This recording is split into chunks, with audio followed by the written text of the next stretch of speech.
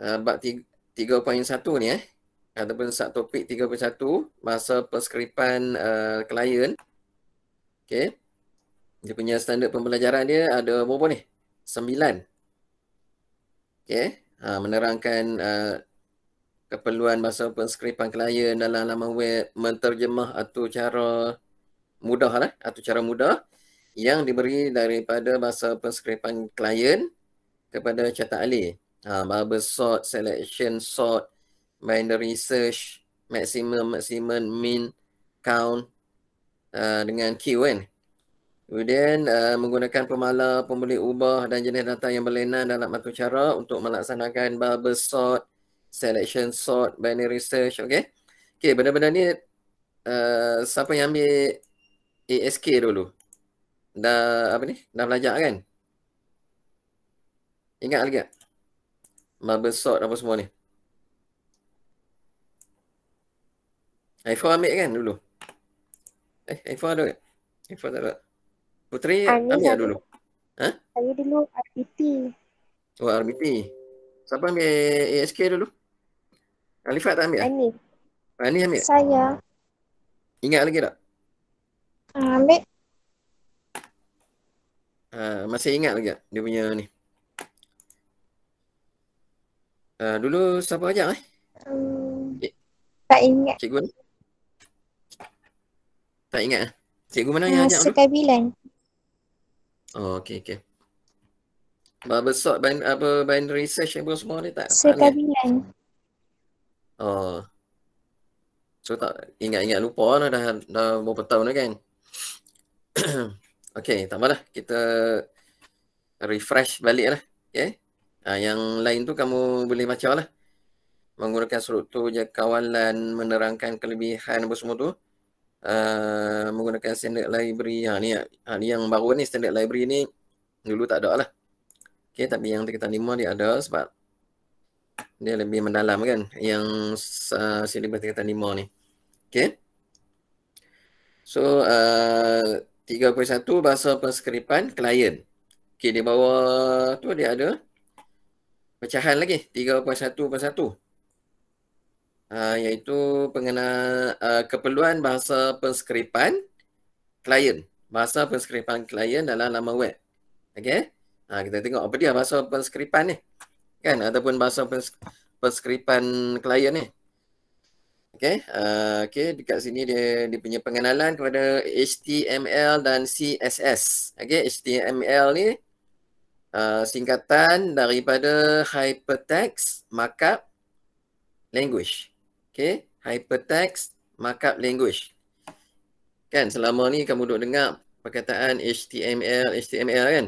Tapi HTML tu kena tahulah apa maksud dia. Kan? Singkatan daripada Hypertext Markup Language. Kena hafal tu bila ditanya apa dia HTML ni, kena tahulah kan. Mungkin kalau ada soalan berkaitan dengan isi tempat kosong ke apa kan, ataupun berikan definisi kan. Hypertext ataupun HTML ni. Ataupun HTML ni ataupun Hypertext Markup Language ni, dia merupakan bahasa markup standard lah yang digunakan oleh mereka web profesional untuk mereka bentuk laman web. Okay. Bila ada HTML ni baru kita boleh nak reka bentuk laman web. Kan? Okay, sekarang ni bahasa ni sekarang ni lah kan. Bahasa ni diperlukan oleh sesiapa jua. Okay. Maksudnya bukannya kamu yang ambil bidang sains komputer saja. Jadi orang lain yang berminat ataupun yang terlibat contohnya dalam e-commerce kan, dalam bidang perniagaan kan.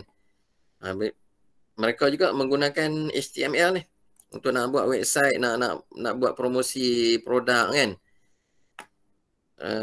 Jadi banyaklah sekarang ni. Walaupun kamu jangan terkejut walaupun murid ataupun pelajar selain daripada sains komputer lebih cekap daripada kamu kan. Sebab dia berdasarkan minat sekarang ni. Siapa yang rajin, siapa minat, dia akan lebih mahir lah dalam HTML ni kan. Jadi sesiapa jua yang ingin menerbitkan dokumen dalam talian. Dokumen dalam talian ni buat website lah. Contoh dia, guru yang ingin memberikan tugasan berkumpulan kepada pelajarnya dalam talian. Sekarang ni di musim pandemik ini dah setahun lebih kan kita ber-PDPR okay, walaupun ada tahun lepas ataupun awal tahun hari tu kita bersemuka 2-3 bulan, lepas tu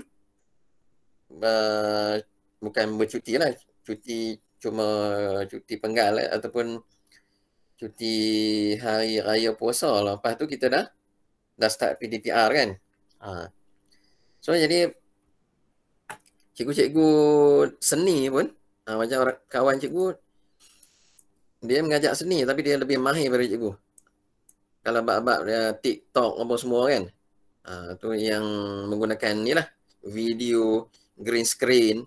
Dia sebab ni orang kata dia mungkin banyak masa kan, dia tak macam mesin komputer ni sebab biasa ada tugasan lain kan, dengan guru kelas, lepas tu jadi admin apa sistem PDPR kan. Jadi dia banyak masa lah, jadi dia explore, masa untuk explore tu lebih banyak kan. Tapi contoh dia bagi dekat sini, guru yang ingin memberi tugasan kepada pelajarnya kan dalam talian, ataupun pengurus syarikat ke apa kan yang ingin mencari pekerja baru, okay, dengan mengiklankan jawatan kosong lah dalam web korporat tu, dan pencari kerja yang ingin menyiarkan profil mereka lah. Okay, jadi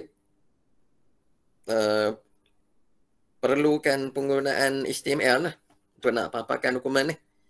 Okay, dengan ada HTML ni lebih yang kata mudah lah kan. Jadi tak perlu, kalau nak contohnya yang dibagi dekat sini profil pekerja kan, tak perlulah nak menghantar ataupun ke pejabat yang dia nak mohon kerja tu, tak perlu nak berjalan kaki ke, tak perlu nak drive ke pejabat tu kan. Jadi dia hantar melalui email ke ataupun paparkan melalui dia punya website ke kan. Macam-macam lah. Tapi dia perlukan HTML ni. Okay, dokumen HTML ni ada mengenai konsep bagaimana dokumen dipaparkan. Okay, dokumen HTML juga ialah konsep bagaimana elemen tag ni audio, video serta grafik. Kan empat elemen ni, iaitu tag, audio, video dan grafik disusun agar mudah dibaca dan difahami oleh pelawat laman web. Jadi untuk nak menerangkan struktur setiap laman web tu, kod HTML ataupun elemen HTML digunakanlah. Elemen biasanya terdiri daripada dua tag yang berpasangan, iaitu start tag dan juga close tag. Sekejap kita tengok apa dia start tag tu. Kan dia macam kamu buat laman web apa? Sidokod kan? Sidokod dan juga catat alih kan, dia ada mula dengan tamat kan? Ini pun dia ada start dengan close. Dia ada pasangan dia. Ni. Ini contoh dekat gambar rajah yang dibagi dekat bawah ni. Kandungan start tag dengan close tag kan. Ni. Dia start tag ni dia ada HTML. Nampak dia punya pasangan ni kat sini. Jadi macam kamu buat sidokod faham tak? Macam mana cara nak buat sidokod tu? Kalau ada bagi soalan boleh jawab tak? Baik. Semua masih ingat cikgu Ya. Macam mana kalau sidokod dengan catat alih tu boleh jawab tak kalau dapat soalan tu? InsyaAllah boleh. InsyaAllah. Siapa yang tak boleh langsung? Blur. Ada? Kalau ada cikgu. Ada, memang tak boleh jawab langsung sidokod. Sebab kamu tak ambil ASK dulu kan? Ya. Jadi cikgu terlepas pandang yang bahagian tu Okey. Kalau si dukuk dan cetak alif sama juga kan, dia ada mula dan tamat kan? Perasan tak? Ya. Mula dan tamat. Begitu juga dengan HTML ni. Dia ada mula, ni start tag ni label dia yang warna jingga ni. Start tag.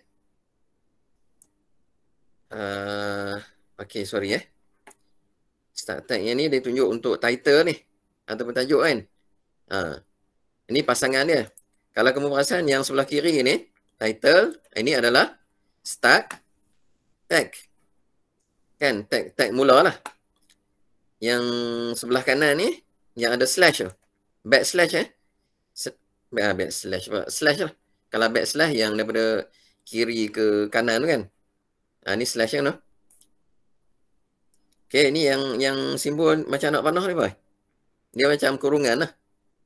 Kalau dekat keyboard tu sebelah kanan huruf M. Kan? Kalau keyboard komputer biasa duduk sebelah kanan lah. Bawah sebelah kanan huruf M tu. Yang ada maksudnya kalau kita nak type tu kita kena tekan shift dan tekan simbol tu kan. Simbol ni. Ini ada lebih kurang kurungan lah. Dia untuk mula dia cuma ada kurungan kiri dan kanan ni. Jadi letak kalau title lah, tajuk kan. Tajuk laman web tu. Jadi untuk nak letakkan dia punya close tag tu, dia ada kurungan ni dan ada slash. Slash tu maksudnya close tag lah.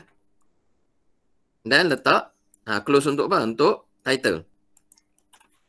Boleh faham tak yang tu? Boleh nampak beza dia? Title untuk close start tag dengan close tag ni. Boleh nampak beza dia? Boleh. Okey. Jadi antara start tag dengan close tag ni, di tengah-tengah ni kita letaklah tajuk laman web. Ni yang akan dipaparkan dekat website kamu tu. Okey. Ni yang akan dipaparkan dekat atas lah. Tajuk kan, tajuk laman web. Contohnya kamu buat tu smart quiz kan? Smart quiz. Tu tajuk kamu kan di atas tu, tajuk laman web tu. Jadi nak letak smart quiz ni dekat sini lah, di tengah-tengah ni. Antara start tag dengan close tag. Okey. Dan untuk program tu juga dia kena ada ni start tag juga. Nampak HTML. Yang ni start tag. Ini close tag. Nampak dia ada slash kan? Nampak tak? Ya. Itu beza dia. Kalau mula dia tak ada slash. Kalau tamat dia ada slash. Okay. Sebelum HTML. Okey, jadi antara start tag HTML dengan close tag HTML. Jadi di tengah-tengah ni lah. Dia punya kita nak letak dia punya ni tajuk. Okey. Ini tajuk. Yang ni head. Ni head pula ni. Head ni dia kurungan untuk title ni. Nampak? Perasan tak? Kan head. Yang ni start tag. Yang ni close tag. Head ni dia nak kepung ni. Maksudnya title ni ataupun title kan, title pun dia ada start tag dengan close tag dan dia berada di tengah-tengah antara head. Maksudnya dia berada di atas lah kan. Berada di atas. Yang ni body. Yang ni body. Kan nama web tu dia ada head, dia ada body. Kan ni kepala dia. Yang ni body dia. Badan dia kan. Okey. Body pun dia ada start tag dengan close tag. Jadi badan dia pun dia ada ni lah. Salam sejahtera. Ni kandungan web lah. Kandungan web ni dia berada di bahagian body. Nampak? Lepas tu close lah, close HTML. Okey, itu contoh tag HTML berpasangan. Sebab tu bila kamu nak buat website, kamu type start tag ataupun tag mula tu, tag penutup pun kena type siap-siap. Nah, kalau in case kalau tak mau ada error lah. Kamu type mula, lepas tu type tamat. Lepas tu dekat ujung ni kamu enter. Enter, baru masuk je ni. Masuk dia punya yang tengah-tengah ni. Okey, antara head dengan body ni masuk. Kalau begitu juga kalau kamu type head, type siap-siap dia punya close tag tu. Baru masuk, kamu klik dekat ujung ni, masuk title ni. Title ni pun sama juga. Kamu type dia punya start tag, type siap-siap je ni. Takut terlupa kan. Lepas tu barulah type ni, tajuk laman web. Okey, lepas tu nak type body pula. Type body, start tag, type siap-siap dia punya close tag. Lepas tu klik dekat ujung ni, barulah type salam sejahtera. Taklah dia tinggal pasangan dia. Okey, boleh faham tak kat tu? Boleh. Cikgu kadang terlampau detail sangat, kadang tak cukup masa. Tu kelemahan cikgu lah. Tapi bila tak tahu cikgu bila mengajar tu tak reti nak laju-laju sangat. Sebab kalau boleh tu nak fahamkan dia punya asas tu. Okey. Sebab tu hari tu taklimat bersama guru taklimat yang sistem SPDPR tu, cikgu terang tu. Bila tanya soalan, tak banyak soalan. Semua boleh faham dah. Okey, alhamdulillah dah. Tapi lambat. No? Lambat. Yelah kita punya silibus pun lambat habis kan. Itu kelemahan cikgu lah. Cikgu akui. Ni dia punya output dia. Salam sejahtera. Salam sejahtera. Nampak? Body dia. Salam sejahtera. Ni output yang kita dapat lah. Kemudian mana dia punya ni? Google.com. Semua elemen HTML dia ada attribute. Attribute, ingat attribute? Apa dia? Maksud attribute. Attribute nama, attribute nilai. Attribute dia mengandungi maklumat tambahan bagi setiap elemen HTML. Dan biasanya ditempatkan di start tag. Okey, terdapat dua bahagian. Ni attribute nama dan attribute nilai. Kita tengok ni yang kandungan web tadi ni, salam sejahtera ni. Nampak dah? Yang penting dekat sini kamu tahu dia punya tajuk dia dekat mana, body dia dekat mana. Kalau ada kataan title tu tajuk lah. Kalau ada body tu, ni dia punya kandungan web ni. Ni dia punya output dia lah, salam sejahtera tu ni. Okey, yang tajuk dia, tajuk laman web tak ada Contoh tu, mungkin contoh kot ini dia letak ni. Okey, tak apa, kita tengok dia punya bawah ni. Attribute nama dan attribute nilai. Okey. Dia bagi contoh kat sini.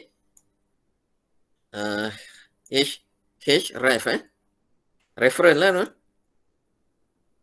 Href, ni dia ada A ni. A ni attribute lah. Href sama dengan ni attribute nilai dia ni. www.google.com. Okey, ini attribute nilai dia. Kemudian dia komen lah dekat sini. Ni pasangan dia sebab dekat sini dia bagi pembuka. Cikgu panggil ni lah. Sebab nama spesifik ni nak memudahkan cikgu panggil kurungan lah. Dia buka kurungan. Dan dekat sini dia tutup kan. Dia allow pula. Okay. Kemudian ni komen dia ni.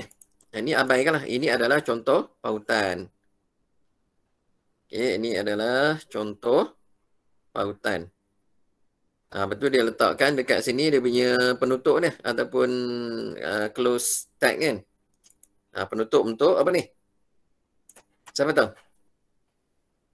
Ada slash dengan A tu. Yang sebelah kiri ni ada pembuka kurungan ni. Buka kurungan dengan A. Sebelah kanan ni ada tutup kurungan ni.